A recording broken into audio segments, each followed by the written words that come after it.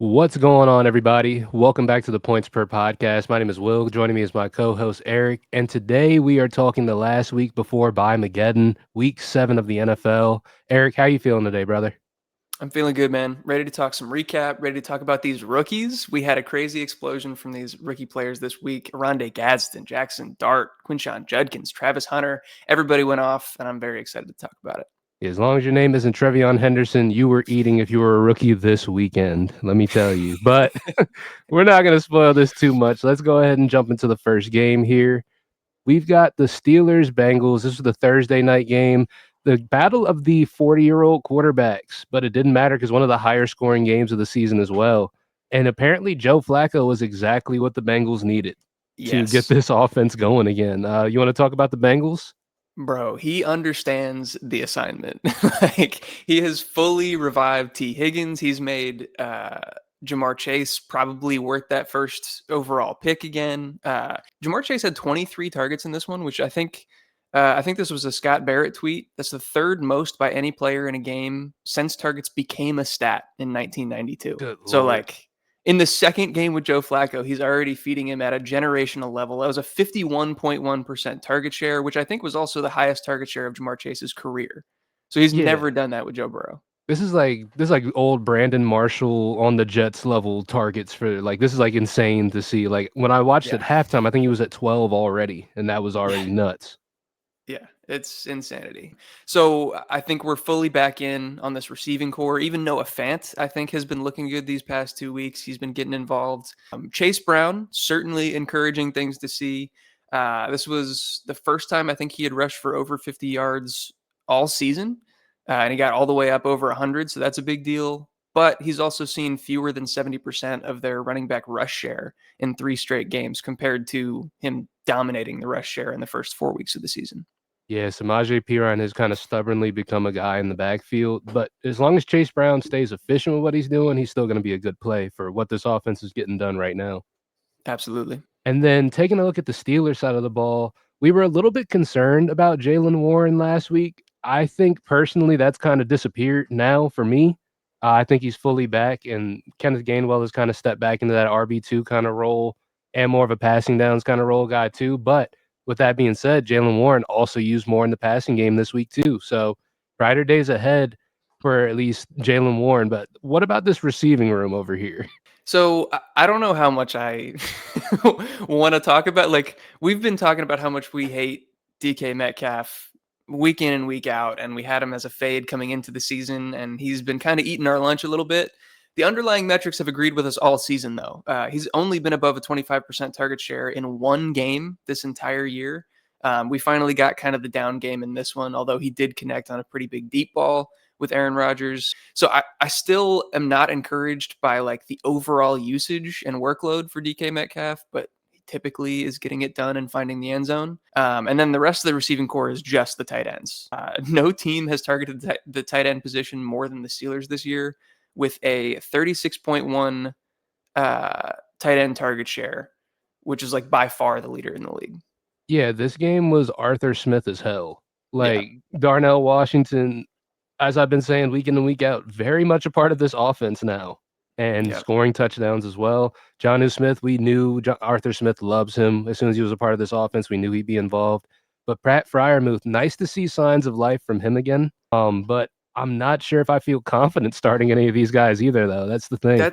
That's the unfortunate part. As I just said, 36.1% target share to the tight ends, but you're splitting that amongst 3 guys. Like, how do you predict what that's going to be week to week on a team that isn't going to score 31 points most weeks? Like, this is an anomaly, an outlier for them. Freiermuth has been kind of the forgotten guy to this point, and now he pops off. Also, that Darnell Washington stat line's so funny: 3 receptions, 2 yards, 1 touchdown. Doesn't get better than that. And it's funny because that one touchdown, he was 1 for 1. So that means he had 2 more catches for 1 yard, but I digress. Yes, and then just real quickly, you already mentioned Jalen Warren, but I think this really does cement that they do want him as the lead guy. We saw that in terms of usage, maybe not so much in terms of production through the first like 4-ish weeks of the season. And then he had that injury. Kenny Gainwell stepped in. We saw increased usage from who's the rookie? Caleb Johnson. I always Caleb forget about him. Johnson. He's been so far benched. Yeah, but he was involved actually a decent amount last week, but now we see Jalen Warren fully supplant as the guy in this backfield again. So that's encouraging to see.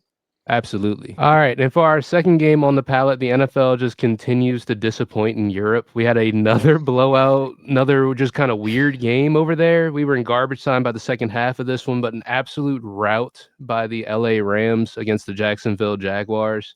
And on the LA side of the ball, Matt Stafford again putting up a very good performance in lieu of Puka Nacua not being with the team this week. Yeah. Devontae Adams stepping up huge in lieu of Puka Nacua being gone. He's a must start as long as Puka Nacua is not in the offense, but people were probably starting Devontae Adams anyways. He's a must start regardless. Yeah. Yeah, but what are your thoughts on this offense right here and just the performance they put on this week? Yeah, man. I thought it was really impressive.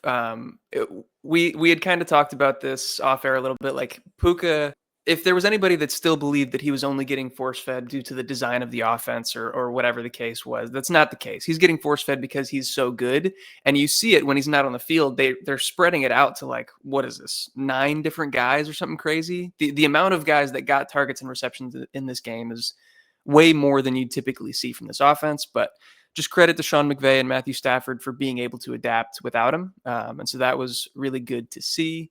I think from a running back perspective, I think this was a really interesting one. You see right there on the carry split, equal carries for both Kyron and Blake Corum. Blake Corum actually outcarried Kyron Williams 10-5 in the second half, given it was a blowout. So that is probably more so to be expected. But Williams has been below an 80% running back rush share 5 games this year, where he was only below that mark 5 games across the entire 2024 season last year. So I think that that's definitely notable. No, absolutely. I think in a situation like this with a blowout, obviously, like you said, things get a little bit skewed, but I do think it is still Kyron Williams' backfield going forward. I think Yeah. he is still the guy who's getting those opportunities. But like you said, with this receiving side of the things, the most interesting thing I see right here is that the rookie got involved a little bit, Terrence Ferguson, for the dynasty guys out there. Now, he's not someone I'd run out and go pick up. I think this is just an outlier due to the team just having a great week, but good to Yeah. see that he is getting involved with the offense. And also, I did not know Konata Mumpfield was a person, and he caught a ball this week. So that's he how got well he they got a play. little bit of off-season buzz, Yeah. but yeah, it took until they had to get the entire receiver core on the stat sheet for him to be involved. But yeah, shout out to him for getting in the end zone. Now we're going to talk about the least optimistic side of the ball. We're going to talk about the Jacksonville Jaguars. Now, I've got some opinions before we talk about, some of the more positive things. I don't like Trevor Lawrence. I don't think he's a good quarterback, and it's just kind of hurting the offense at this point. But they're stuck with Trevor Lawrence, so we're hoping for better days, as always, with him. Other guys I'm kind of giving up on. Brian Thomas, he's hurt right now, Yeah. so I don't want to be too hard on him. But this has just been painful, and it's tough to be optimistic towards Brian Thomas at this point as well. Yeah. So we talked about this a little bit before we got on the recording as well. Trevor Lawrence, I agree with you. It's been so frustrating, especially him being in prime time these past 2 weeks. I've gotten to sit down and just watch him. It is not fun to watch him play quarterback. I will say, if you boil down the Jaguars offense into 3 plays, it's like we said, Trevor Lawrence airballs a receiver, totally misses him. Second play hits him in the hands, the receiver drops it. Third play hits him in the hands, receiver drops it, but it wouldn't have mattered anyway because there was an illegal shift or something. Like this offense is kind of broken in that regard. Although they're 4-3, they've been producing, and kind of until this week, this is definitely going to be a wake up call, and hopefully things change coming out of the bye week. But you want to talk about some positive things now? Yeah, we can talk about some positivity now. We're going to talk about Mr. Travis Hunter. This seemed to be the Yeah, Travis Hunter breakout. Now, it was in garbage time. A lot of this productivity came in the second half, but at like the all of same it. yeah, all of it. But I am a big and firm believer in momentum, and if Brian Thomas were to miss time, I think this is an indicator that Travis Hunter is someone they're going to look to step up in the next couple of weeks, and this is a good indicator that, just kind of getting him out there and seeing what he can do when there is nothing to lose at that point. So, going forward, I am optimistic about Travis Hunter. If you started him this week, you're a genius. I don't know why you did that, but Well, you could be me, where you're desperate at the receiver position in a dynasty league with injuries and bye weeks, and I happen to get lucky. See, there you go, right there. But uh, brighter days are definitely ahead for Travis Hunter, I think. yeah, you mentioned the momentum, and I think it's kind of twofold in that. Like, one, we get the injury to Brian Thomas, and we'll see how long that holds him out, if at all. But also, the team prior to this week was just talking about getting him more involved and wanting him to be the focal point of the offense more often than he had been so far. So, seeing them talk about that and then make it come true, and then we get maybe the post-bye rookie bump even after week 8, like Mhm. we could be wheels up with Travis Hunter, and I certainly hope so. But with him specifically, 29.2% target share. That's the highest mark of any Jaguars player in a game this year. And on the season, he's up to a 17.4% target share, which like isn't crazy far behind the likes of Abuka and McMillan, who are both at 21.5. Also, his route participation rates just continually increasing week by week. He was up to 90% this week with very little defensive involvement. So that's encouraging from an offensive perspective. And then what else did I want to talk about? Travis Etienne. We kind of talked about this one, and we Mhm. have been for weeks. We were mentioned selling high on him. He averaged 16.7 PPR points per game across his first 4. Over his last 3, that's down to 8.3. I'm sure that there's definitely some, matchup based things that are working into that, but it's also just part of a trend that we've seen from Travis Etienne. As you get further into a season, he becomes less efficient and he just doesn't produce as well. Yeah, and he benefits so much from those big chunk plays, and when he's not hitting those home run plays, he really does kinda have those middling weeks. Yeah. And then last thing, I should have brought it up while we were talking about him, but Brian Thomas Jr., uh, Jeff Mueller, one of the doctors that comments on a lot of this stuff on Twitter, says that there's not much to see in the video, but the concerning part is that it's the same shoulder, his right shoulder, that he dislocated in college, and it's also the same one that he landed directly on in June this year that kind of limited him in training camp. And so he's suspecting that there's likely to be a labral tear that he's been playing through. So that could be part of the Mm. issue with his performance to this point in the season, but it also could be something that holds him out for longer. Not looking good for Brian Thomas Jr. owners, man. It's Not dire great. times. Yeah. Alright, so next up is a game I didn't really watch. I had no real interest in watching this one, and when I saw how Caleb Williams was doing on the score sheet, I had even less interest in watching it. It's the Bears and the Saints.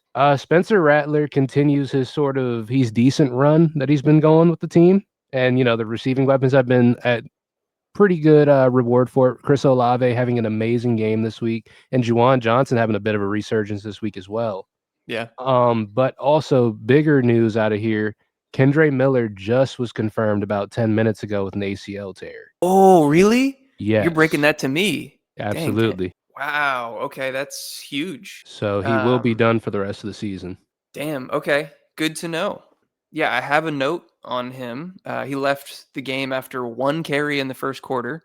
And from that point on, Alvin Kamara handled 8 of 9 carries and a 95% share of the backfield's weighted opportunities. So we saw, complete backfield domination, as we would expect from Alvin Kamara. It didn't lead to too much for him from a production standpoint. He still had a pretty rough day. Also, you mentioned Juwan Johnson having a bounce back. I would have thought that if Alvin Kamara was on the field and like dominating the snap share, we've seen that like his targets kind of outweigh those given to Juwan Johnson. So Mhm. it was surprising to me to see both Alvin Kamara on the field all the time and Juwan Johnson doing well, but I'm happy for it because I want to see Juwan Johnson kind of reintegrated into the offense. Absolutely, and how do you feel about Rashid Shaheed leading the, receiving group in targets? I don't know how predictive that is or, how much we can expect that to continue going forward. I'm going to put all my eggs in the Chris Olave basket. I think it's just proven to kind of work out. We finally got the touchdown regression in this one. I think even through week 6 coming into this week, he was still the leader in expected fantasy points among all receivers. And so we finally saw like the production actually regress to the mean there. He got a couple deep balls and 2 touchdowns. So I'm going to be betting on that.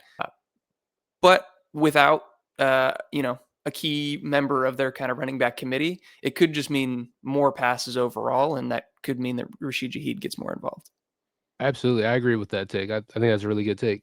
And then taking a look at the Chicago Bears side of the ball, Caleb Williams struggled this week in a win, so they still got it done altogether.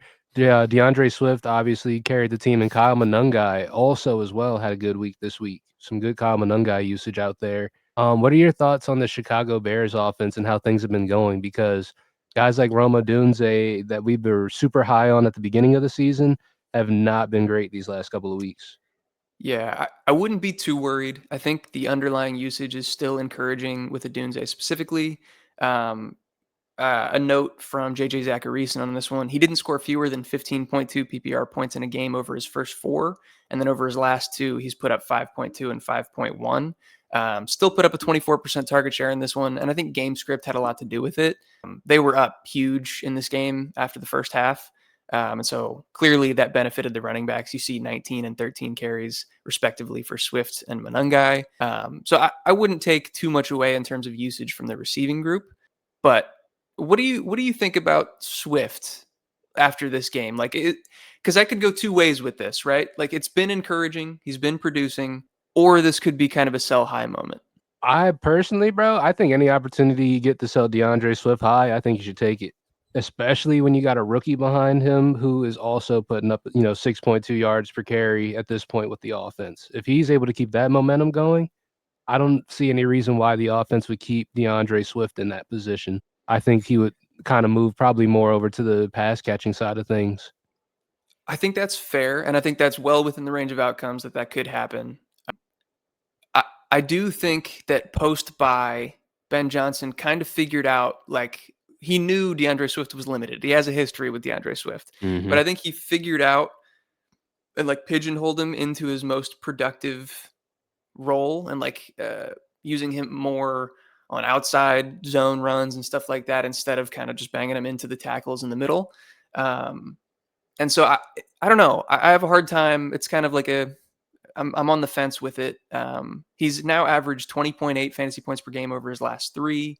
He hasn't scored fewer than 10.8 since week one, and like those are all encouraging. But also, like you mentioned, Kyle Monungai, 38% backfield carry share, and two of the five touches inside the 10. That's some of the highest usage. It is the highest usage he's seen all season. And the Bears are only going to be favored in two more games this year. So like just for this type of game script and like how well they're going to be able to run the ball, like that might not be as encouraging going forward. Absolutely. That might not be a great situation outside of those two games. Yeah.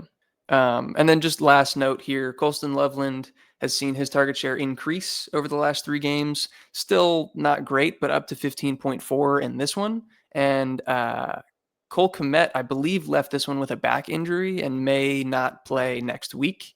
Even given that Cole Kmet hasn't out targeted Loveland since week two. So there's a potential opening there, but there's still a lot of mouths to feed in Chicago.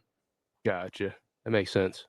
All right. And up next, we have the next part in Mike McDaniel's farewell tour for the Miami Dolphins. We got a 31-6 loss to the Cleveland Browns. Yeah. We got Tua Tagovailoa throwing 3 interceptions and getting benched for Quinn Ewers. And Mike McDaniel saying that he may get benched into the future as well. How are we feeling? How are the vibes over in Miami? Bad. They've Yeah. been bad. They continue to be worse.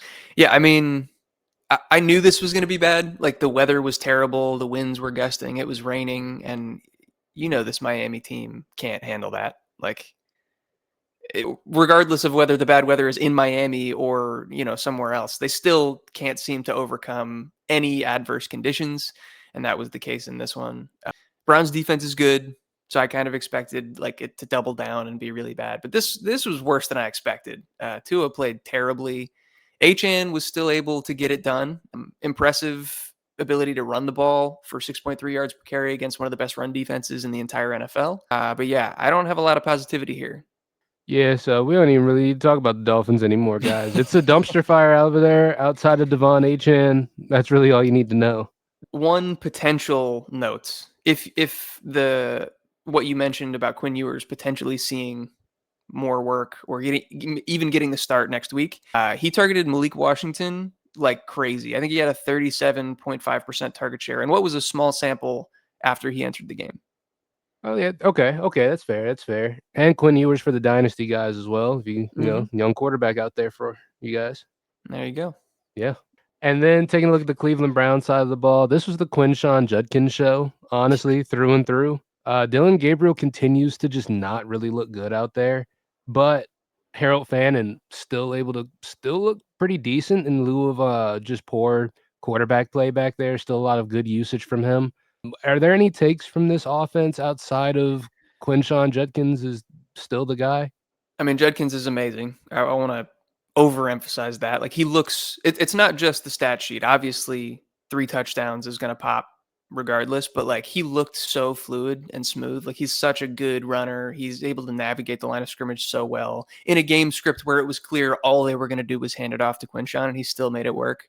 So that was really impressive. From the receiving standpoint, you mentioned Fannin. David Njoku was out for this one. And so Fannin led the Browns in target share at 27.8% and in receiving yards with only 36. There's not much going on in the passing game.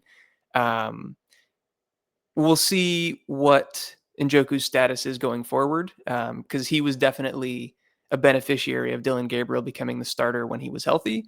And so it may not be kind of wheels up for Fannin like we hoped.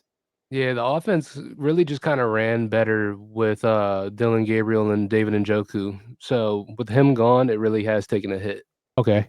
Oh, also, one more note before we leave this one, just got an, alert on my phone. Darren Waller has a strained pec and is not expected to require surgery. He will be considered week to week at this point. Okay. There was some concern that that was a torn pack, which would have ended his season. So that's good to hear. Yeah. And this brings us to a game where I have positive things to say about one team and very negative things to say about the other. We got the Tennessee Titans, who are just proving to be terrible at this point, even with the firing of a head coach. And we've got the New England Patriots, who have been pretty stellar all things considered. Who do you want to talk about first out of these two? I'll let you choose. I mean, I have next to nothing to say about the Titans. Like, it is what it is. They're just really bad. Yeah, We told you last week Tyjae Spears was eating into Pollard's rushing workload, and with the game scripts they're going to be in, you don't want to start either of them. Yeah, that's all I got for that side of the ball. I think. yeah, that's it. Don't go get Chimere DK and blow the fab. Yeah. Don't do that. Oh, Dynasty. This is one that's kind of been building, and we saw it get to its best point so far. Gunnar Helm looks really good. I don't know how much production you're going to get out of that, considering how bad this offense is. But in years to come, I think that he's an encouraging tight end to stash. Absolutely. And then I guess we'll take a look at the Patriots side of the ball with Drake May continuing to just put on an MVP campaign as well himself, just looking really good out there and also putting up 62 rushing yards this week as well. Um, and when looking at the weapons, Stephon Diggs able to have a good bounce back, Kayshon Boutte able to find the end zone. Outside of that, I guess pretty varied usage in terms of everyone else. Hunter Henry still pretty targeted in this offense, but not like, super targeted. But when it comes to the running back room for this team, dude, Trevion Henderson, at this point, I think he did something. He had to have done something. Must have He for had to for have. UDFA Terrell Jennings to outtouch him 5-2. Like what is he doing behind the scenes that's making Mike Vrabel do this to him? I got a couple ideas. None of them are family friendly. So we're just going to talk about the fact that I think we now can firmly say that Ramondre Stevenson is the running back to start in this offense. Now, is he safe to start in this offense? No, because any given week he can fumble the ball 3 times for you. I've seen it Correct. myself. Correct. But he's at least got the usage and the volume in this offense, and it is a good offense. So he's hard to not start. Yeah, with the schedule that they have for the rest of the season, they're playing cupcake teams. Drake May is going to continue to ball, and just uh, we talked about the down week from Diggs last week. We said we probably want to buy low on that. We got that to regress, but from the rest of the receiving core, just treat it like the Bills, man. Like you want to start the quarterback, and then it's just a crapshoot with the rest of the guys he's actually throwing the ball to. Yeah, I think that's probably the most accurate way to look at it. Yeah, yeah, All right, folks, this is going to bring us to yet another pretty easy one to talk about. Not a lot to talk about on the Raiders side of the ball. We'll get that out of the way. Ashton Genty didn't play a whole lot because they got freaking smoked this week. Don't start any of the receivers. Geno Smith is terrible. Maybe when Brock Bowers gets back after the bye, he might be a guy to start in this offense, I but really hope. outside of that, I don't know what to do with the Raiders. I don't know what to say about the Raiders. Can I give you what I was going to say a fun stat, but it's the opposite of fun for the Raiders? Okay. Nate Tice tweeted the Raiders ran 30 plays today versus the Chiefs. 30. The fewest amount of plays an NFL offense has run in a game since 2002. Yeesh. Like the average, and also the average amount of plays run just across the board for all NFL offenses down this year compared to previous years. I think it's around 60. So half that. Or what are we talking about, bro? This Yeah. is complete and total domination. Like, to say this offense is bad, it's kind of an understatement, and to say they had a bad week, even more of an understatement. It's rough. Let's go to the Chiefs. Absolutely. Taking a look at the Chiefs side of the ball, it's exactly what we said is gonna happen since the beginning of the season. Rashee Rice got inserted into this lineup, and everything was rolling the exact way it was supposed to for this team, and it felt Yeah. like they could not be stopped at pretty much any aspect of it. But I know you wanna talk about your boy, our boy, really, Rashee Rice. Our boy. Yeah, honestly, maybe originally your boy, definitely more than mine. You loved him in the pre-draft process coming out. So I give you props for that. But yeah, we've been on him from the beginning of last season when people were doubting him, and then again post suspension. And yeah, this was clear to see. He was the focal point of the offense. They wanted to get him involved early and often. I think for his sake, but also for the sake of the offense. He's their best receiving weapon. They got him in the end zone twice, and so that was great. I expect more of this going forward. What that means for the rest of the guys, I think, is also pretty interesting. Travis Kelsey saw his lowest target share within the last few weeks. Xavier Worthy also much less involved than he had been, and then shockingly to us, after what we Yeah. said last week, Brashard Smith more involved with Rashee Rice back. I don't know how predictive that is, but he's looking like a carbon copy of Jerick McKinnon out there right now, and I'm pretty happy about it. I am 100% happy about it. I got some dynasty stocks in him in a few different leagues, and I'm really happy to see this, especially on the rushing side of things, to see him get that volume as well, along with the passing. I think it may be some brighter days ahead for Brashard Smith. Like I said, this offense is just kind of rolling the way it's supposed to now, with a lot Yeah, of complementary pieces, and then the main sort of focal point in the receiving game with it being Rashee Rice. And with him coming back, he didn't look like he skipped a step at all, not even literally a at all. little. Yeah, one more thing on Rashee from JJ Zacharyson that I almost forgot to bring up. Because of the game script, he only ran 19 routes in this game, but he was targeted on 9 of them. Like it was all Rashee. That was it. Yeah, so it's definitely wheels up for Rashee Rice owners, and it is definitely scary times for everyone who did not pick up Rashee Rice because I don't know what's going to happen in a game when they really, really need him because he may go nuclear. It's Oh like he yeah. starts at 15 and you got to wait. And after that, it's just where he goes from there, Yeah, honestly. he's the Michael Thomas of I don't know if I want to say this generation because Michael Thomas isn't like a full generation behind us. He was pretty recent. But you know what I'm saying. Yeah, yeah. He's like this Michael Thomas 2.0, even just because he's There with you the go. Kansas City Chiefs. Yeah, exactly. All right, and that's gonna bring us to the Philadelphia Eagles Minnesota Vikings game, which I did not really check any of. I saw during the game that Devonta Smith was popping off during it, and AJ Brown also had a pretty good game as well. Not a pretty good game, a really good game as well. Yeah. But Saquon Barkley didn't do great this game. Was that more so due to the game script or I think it was just like defensive scheme. I don't know. It was an interesting one, right? So Brian Flores likes to run a lot of man and likes to run a lot of blitz, Mm, which is kind of a weird way to approach the Eagles. Like blitzing them is a good thing. Jalen Hurts can't really handle the blitz, but the passing game and especially the receivers do way better versus man than they do versus zone. And so it was kind of like the Vikings are also good at run blitzing. So like they negated the run and also like it led to less overall pass attempts, but the passing success rate was really high. got you. Okay, that makes Yeah. sense then. Yeah, you got two guys who are just amazing against man and Devonta Smith and AJ Brown. That does Yeah. okay. So a little Look at 50-50 gamble there. Bro, look at the average yards per reception. Yeah. 20.3 and 30.3. They were just letting it fly. At that point, it's with AJ Brown, he really is the AJ Brown's out there somewhere guy, and he's Oh gonna yeah. muscle whoever it is on him. Yeah. So, like, this is kind of what they were talking about with them being frustrated because they could do this every single week, but they choose not to. Given this scheme, I don't know how, like, I think the blueprint is out there. I don't know how much they're going to see like consistent man coverage from week to week. And so I want this to be predictive. I want this to continue. I just don't know that that will be the case. Oh, I don't think so as long as Patullo is the OC. I don't think this will Yeah, continue, but it was definitely interesting to see this week. for sure. And taking a look at the Minnesota Vikings side of the ball, we thought JJ McCarthy would be back this week, but the team decided to sit him out another week, just, let him get a little bit more rest. Make sure he Hmm. comes back 110% healthy, I guess. And in lieu Big of ass that, injury. yeah. Yeah. Carson Wentz got to start again, but did not do great this week. 2 interceptions to no touchdowns. So a bit of the Carson Wentz of old we saw here to this week. But the weapons didn't really suffer. Jordan Mason still able to get a ton of volume, still able to score. And Jordan Addison and Justin Jefferson still getting a ton of targets and a ton of volume. But Jordan Addison having a field day with it this week.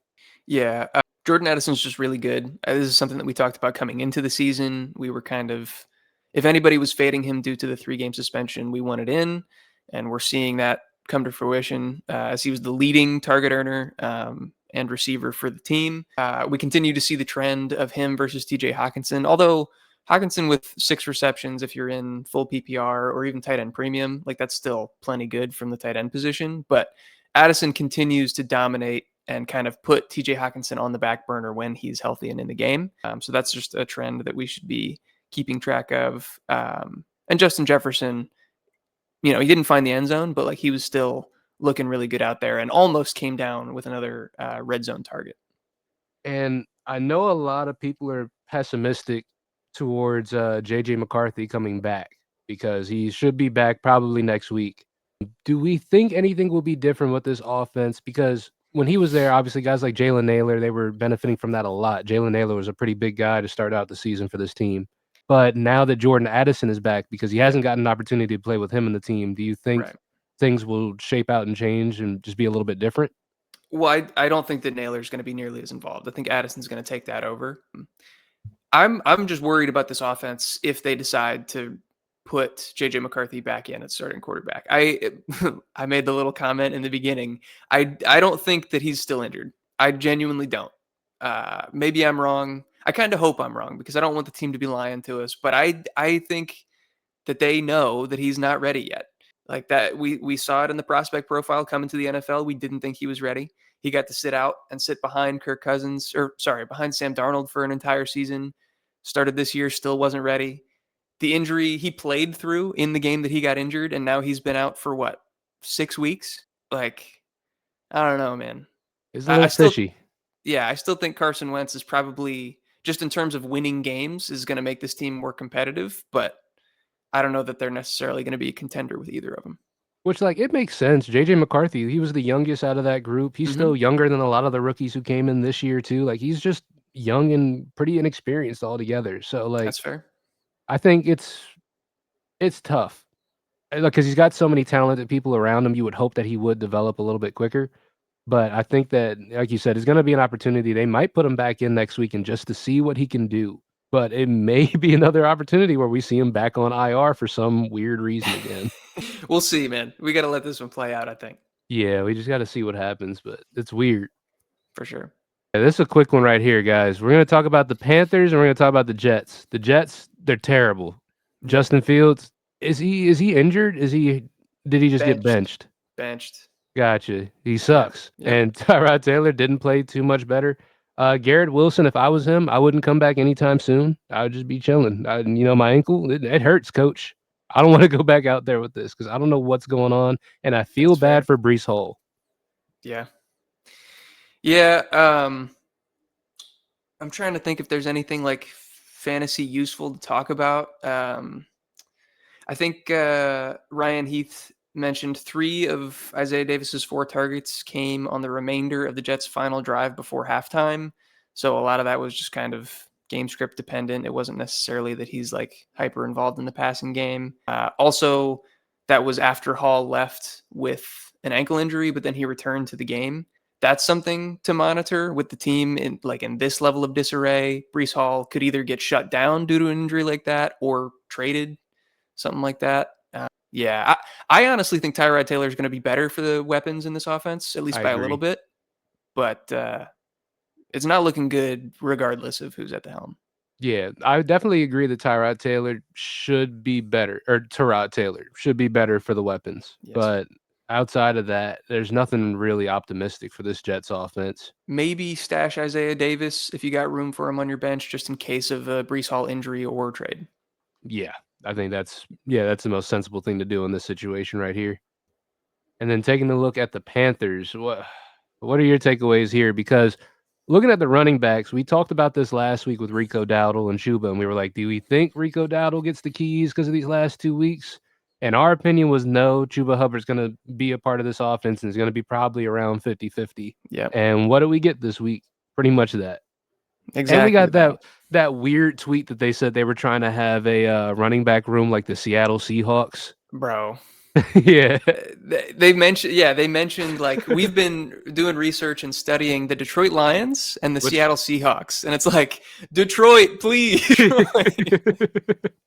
but it's looking a little bit more Seahawksy, to be It's honest with looking you. pretty Seahawks. This is looking a lot like Kenneth Walker and Zach Charbonnet to me. Yeah, 4.6 yards per carry compared to 2.2.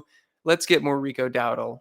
I think that would be the best thing for everybody involved. The major note in this one, Bryce Young leaves with a high ankle sprain. He's going to be out at least next week, if not further. Not that Bryce has been playing like terribly, but Andy Dalton always balls when he gets the starting job for Carolina.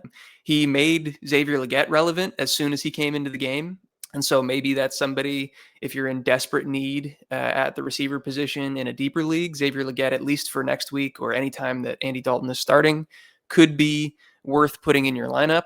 But I think just potentially more viable quarterback play is going to benefit everybody in this one.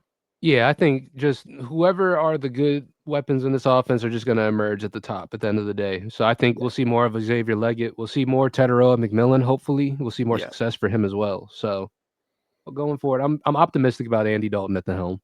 Same. And now we are at the Giants Broncos, and Jackson Dart continues his reign of success during his starts. He's honestly, this offense has just been kind of electric ever since he took the helm. Him and Cam Scatabo able to just find a lot of success this week. What are your thoughts towards the Giants this week? One, still super fun. You love to see it.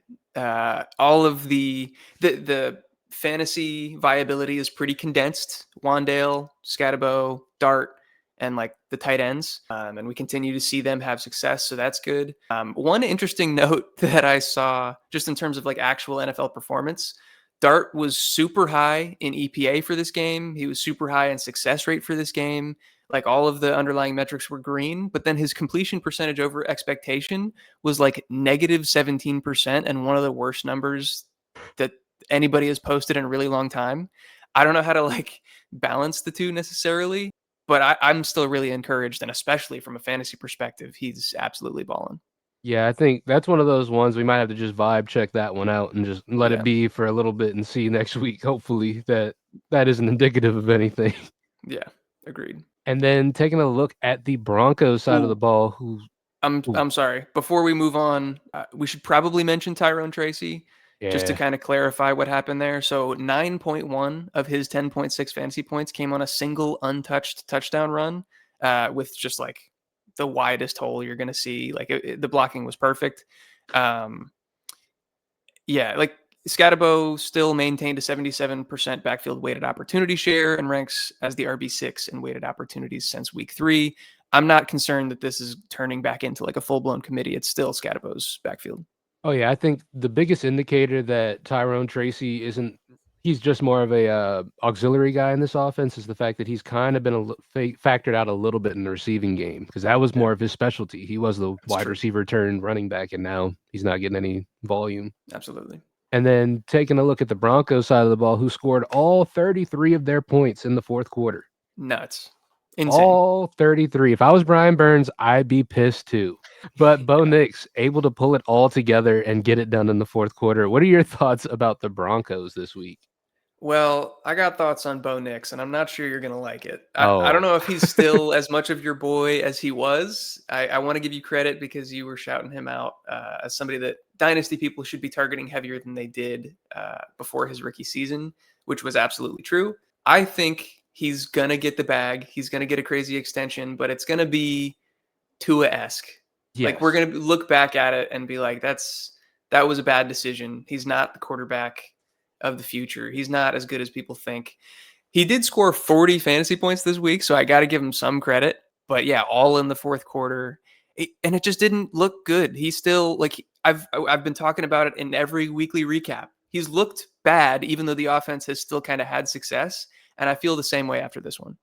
Yeah, he's been a more of a beneficiary of the people around him. Like he's in the situation we thought like JJ McCarthy would be this year, but he's got a lot of talent around him. Honestly, with J.K. Dobbins getting it done in the backfield, Yeah, Cortland Sutton and the receivers getting it done, but he's looked like a chicken with his head cut off in between all of these like the successful plays, but the bad plays look really bad. So, yeah. like you said, it is really tough to have, you know, optimism towards Bo Nix, but when he's getting it done at like this and he's scoring 40 points, you can't really complain about it either. Yeah, and I will give him credit to a certain extent. Like when his back's against the wall, like when they're truly there is no other option but to just produce. Like he's been pretty good in those scenarios, but we saw through the first three quarters that he was terrible. Like I don't know, it's like something clicks in his brain when it's like, oh shoot, I have to actually play football. He might just be a maniac, bro, to be honest. But yeah, outside of that, there's not really a ton to talk about. Marvin Mims got a lot of burn in what was kind of a weird game because it was just a super high scoring game script. So they just had to throw the ball a ton. As you see, there's 50 pass attempts here for the Broncos. Yeah. So I wouldn't have that as a takeaway, but I would look at guys like Troy Franklin, Evan Ingram, and Cortland Sutton being, the three main guys in this passing attack still. Yeah, Franklin's had a weird season, and that kind of continued in this one. This was the third time he's led or tied the team in target share, but the only significant like fantasy production was that touchdown, and it was off of like a weird tipped pass. Yeah. So that even that was fluky. Yeah, it's a strange situation over there in Denver, kind of all around, to be honest. That's what you get with Sean Payton, man. Honestly, yeah, we should have known better. And that brings us to the best team in the NFL, the Indianapolis Colts, led by Indiana Jones himself, Mr. Daniel Jones. What are our thoughts on this Colts offense that just at this point can't be stopped? I mean that's it, right? Like they're Yeah. just it's an unstoppable force. I mean, the Chargers defense hasn't been great, but I'm not going to take anything away from the Colts. Daniel Jones is balling. Jonathan Taylor, oh my lord! Like this is besides the lack of receiving, this is like I was gonna say it's LT-esque, but I guess that's not a good descriptor. Maybe who's a better just like full ground producer? MJD? Sure, MJD works. I like that. Okay. MJD. Yeah, Yeah, one but of those real he's good balling. years, though. There's got to be a real good MJD He year for it to be this Jonathan Taylor year, though, I will say. Yeah, he's had 3 touchdowns in multiple games this season so far. Alec Pierce is looking good. Tyler Warren's absolutely balling. Michael Pittman found his way back into the stat sheet and into the end zone. I think maybe partially because Josh Downs was out, Hmm. or at least when there's 4 guys, like one of them is inevitably gonna kind of fall to the wayside. So with 3 main guys, they were all able to produce. Yeah, this offense is just so good. Yeah, I absolutely agree. Like at this point, we joked about it, but I think at this point, Daniel Jones is kind of looking like the quarterback Shane Steichen's always wanted, and he's just Yeah. been kind of operating as such. Bro, so not to discredit Daniel Jones, but like we know what he's been throughout his career. Like eh, seeing Jalen Hurts without Shane Steichen and now without Kellen Moore, seeing Anthony Richardson without Shane Steichen and just like in bad situations, like and now Daniel Jones revival. What would a Shane Steichen offense look like with somebody that's actually good? Would they be scoring like 50 points a week? Honestly, yeah, probably at that point, if they had like a Lamar Jackson at the helm, bro. Well, I That's what don't I'm even saying. know. I don't That's what even I'm know what this saying. offense would look like. People are going to hate that I just said that about Daniel Jones after what he's done this season. I give him credit. He's looked great, but this is a system thing to me. Like you said, we've literally had years, and I'm like, let's not let one year wipe away years of Yeah. history. Yes. But yeah, I agree with you 100%. And taking a look at the Chargers side of the ball, Justin Herbert finding some success, 400 over 400 yards this week, But Slight success. yeah, slight success. But the main story is with the receiving weapons because Yep. honestly, with the 3 receivers with Quentin Johnston, Ladd McConkey, and Keenan Allen, that sort of just seems like it's a revolving sort of whoever's at the top, it's gonna be whoever's at the top that week. You gotta kinda deal with that. But the most exciting thing here is the rookie, Mr. Aronde Gadsden II. Bang. 7 for 164 and a tug. Who's been Yeah. talking about him for the last 2 weeks? It's been this podcast right Yep. here. We've Yep. been saying he's been a guy to watch. You should probably pick him up on waivers. And now it's gonna be too late if you didn't. So, Yeah, you're gonna even if it's not too late, you're gonna have to blow the entire bankroll to get him, yeah, which is warranted, I think. Like, would you agree? At this point in the season, with depleted fab left, like I'm probably putting all of it maybe 95% if you want to have a little bit for some defenses in the late part of the abs season. But yeah, absolutely. Especially I'm a big 2 tight end team guy anyways. So if I had yeah, him and another tight end that was producing, I would love that on my team because his usage has just been going up and up and up every single week. It's been yeah. increasing every week, and he's been getting better and better every week. He's looked really good out there. This is true league winner potential with this guy. And even more impressive that he did it with Quentin Johnston in the lineup, because that was something that we were like questioning a little bit. Is with QJ out, he had a much higher involvement with the offense, and we were wondering whether that was going to be the same when everybody was healthy. And yeah, he was the focal point, and he looked great, dude. Like, it isn't just the stat sheet. Like, he looked like prime Darren Waller. He was Yes. moving so fluidly. He's a converted wide receiver, so he can move like a receiver after the catch, and his hands are great.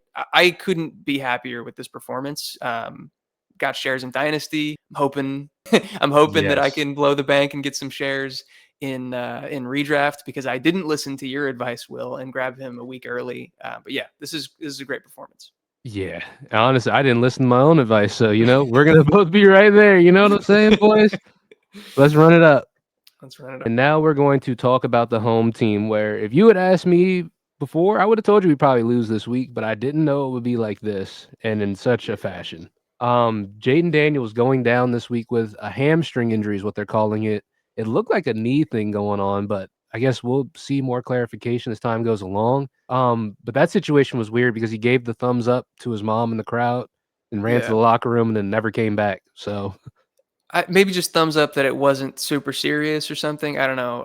Jeff Mueller, I referenced him already, but he mentioned that there's some concern that this could be like an MCL type injury, just based on the way that it looked on video. But seeing him jog off into the tunnel on his own, under his own weight, like, that was encouraging. Hopefully, it is just a hamstring. But yeah, tough season for Jaden. He's already missed some time and could stand to miss more. yeah, which is rough because he had 19 points in the first half. It looked like he was gonna Yeah. have a really huge game before this happened, so prayers for Jaden Daniels. But with that also being said, what's going on with the rest of the running back room? What's going on with Bill? I don't know that I have answers for you. So obviously, I was excited. This is our team, and so I wanted to get hyped up about Bill, about JCM. I think he's really talented. I don't think that this is necessarily indicative of his ability, but I just felt like the way that we run the ball, like, this isn't with Cliff Kingsbury. The efficiency from the running back room has never been great. Not that Yeah. it's a huge sample size, but I don't know. I don't think that JCM is like that transcendent of a talent that he can overcome kind of the scheme that we have. I think it's more directed towards the short to intermediate passing game that then opens up the deep passing game, and the running backs. It's really game script dependent. And considering we got blown out in this one, it just wasn't going to happen. Yeah, I think the fact that we didn't have our top 2 wide receivers as well, with Terry still being out and Deebo Samuel being a late inactive as well, because it was Yeah. looking like they were gonna try to get him out there, but ultimately couldn't get him out there on the field, and the Yeah. team just really suffered because of that. Yeah. I don't have too much more to add. Now, if we're gonna talk about the Dallas Cowboys side of the ball, there's some exciting things to talk about. Dak Yeah. Prescott, again, continues to just light things up 100%. Javonte Williams continues to look like the Javonte Williams of old. And CeeDee Lamb comes back and just looks like the same old CeeDee Lamb that stepped out, I needed that, bro. I as well as needed George that. Pickens still balling out with CeeDee Lamb in the lineup as well. So, Yeah. whose And idea Jake was it to Ferguson. put? I'm sorry, real quick, outside of fantasy football, whose idea is it to put Marshawn Lattimore on George Pickens? I'm so tired of him, bro. Why is he on the team? That is the worst football decision in the world. I'm sorry. I just had to make sure that was said because No, that's I agree.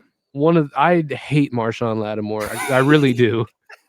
And The in old situations like that, he is even worse. Yes, absolutely. But yeah, okay, so let's put the Commanders Yeah. in the rear view. We're done Yeah. with them for now. Dallas Cowboys, everything is great. Everything's firing on all cylinders. This offense is awesome. Somehow their defense performed pretty well in this one too. But yeah, Dak continues to be warrant MVP consideration if the team performs well enough. We'll see if they win enough games for him to be part of that conversation. Javonte Williams, we don't need to say anything more. It would just be rehashing what we've already talked about. CD, super exciting because we've seen guys come back off of these high ankle sprains, especially at the wide receiver position, and not be the same. Obviously, like with game script, he didn't need to be hyper involved or like have the same volume that he might in a different type of game script. So maybe he didn't have to test that ankle as much, but I was very encouraged. He looked like he was moving fluidly to me. And yeah, George Pickens still balling, Jake Ferguson still getting it done. Hyper condensed around those three guys. You know what to do with the Cowboys offense. I think that was one of the cooler things to see that Jake Ferguson still got a ton of volume with CeeDee Lamb back as well, even in Yeah. a blowout too. So that was pretty cool to see. And we saw it. I don't think you're going to see many high yardage games from Jake Ferguson with both of these receivers in. He's the security blanket and the short and underneath guy, but also the red zone threat. So Yeah. like he's still going to be able to produce, and then Pickens is going to be used more down the field, and CD is just going to be CD. They just complement each other so well, man. Yeah. And that is going to bring us to our penultimate game, the Packers and the Arizona Cardinals, with Jacoby Brissett kind of continuing to look better than Kyler Murray still, but Kyler Murray should be returning to action soon as well. So it'd be Oh. interesting to see what the team does when it is time for him to come back to be activated again. So what's funny is I was fully prepared prior to this game happening to come on here during this recap and admit that I was wrong about Jacoby Brissett's performance last week because they played the Colts, who I think like all six of their top starting cornerbacks were out. So Mhm. like Ashton Doolin got some reps at DB last week versus the Cardinals. So it's like, okay, of course Jacoby Brissett was going to be good. But then he goes out against the Packers and does this again, like puts up numbers that Kyler Murray dreams of. I mean, this might be for real. And also, Trey McBride is just prime Rob Gronkowski with Jacoby Brissett at the helm as well. With Brissett, yes. Yeah. No, he's so good. And yeah, I'm very happy to see him unlocked. And honestly, that might be the end of the conversation right there. Jacoby Brissett, Trey McBride, and like I guess Bam Knight kind of establishing himself over Michael Carter Yeah. could be important for some people's lineups. But other than that, that's kind of it. Yeah. Other than that, we can move over to the Packers side of the ball with Josh Jacobs, who left the game with an injury, right? But came back to the game, was still able to play. So he was a legitimate game time decision. He had an illness, but that wasn't a big deal. But he had a calf strain that he picked up either Thursday or Friday. And so that was kind of the main concern. And yeah, I think he left at one point in the game and they were working with the calf, putting like some heat on it and whatever. But he was able to come back and still had a great fantasy day, finding the end zone twice.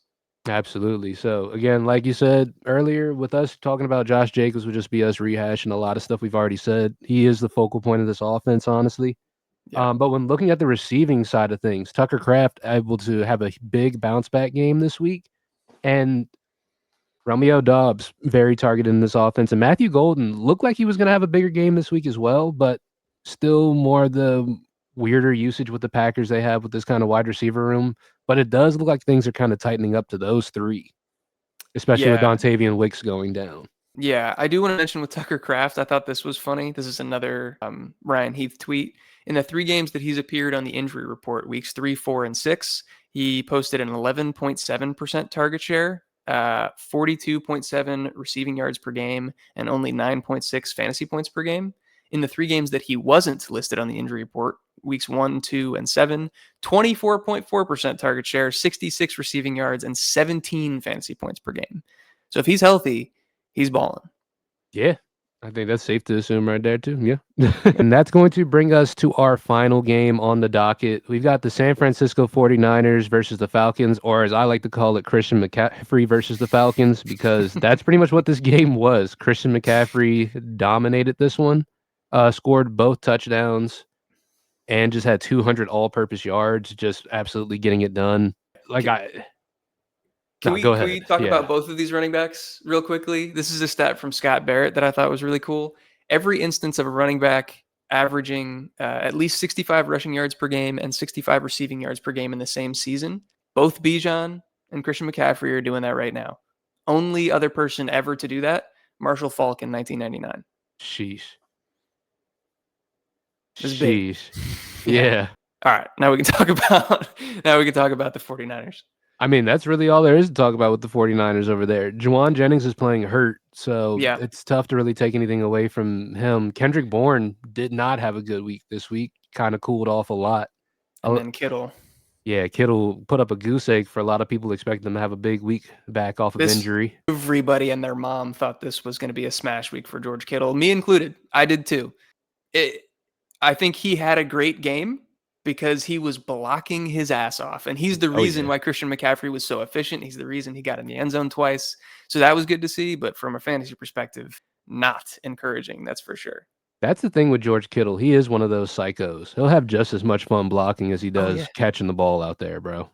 And what's even crazier to me is like we've seen these type of games, right, where he's just utilized more as a blocker. And so he's not going to be having a high route participation rate.